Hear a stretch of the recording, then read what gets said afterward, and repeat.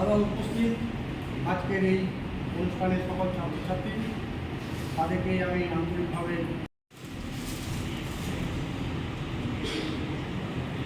আমাদের ছাত্রীকে অনুরোধ করছি ম্যাডামকে বরণ করে নিতে।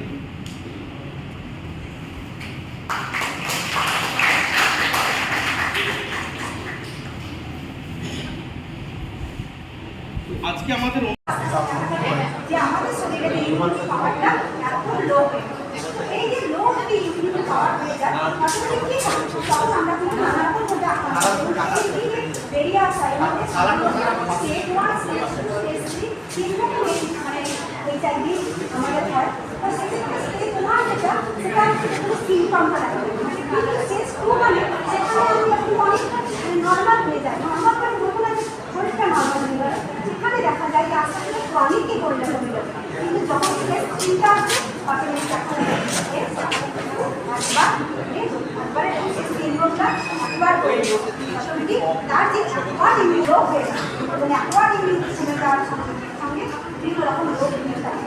এবং এক্ষেত্রে আমাদের মেন দেওয়া দরকার অ্যাওয়ারনেস মেন দরকার। আমরা কোনোদিন জানি না কী করে রোগ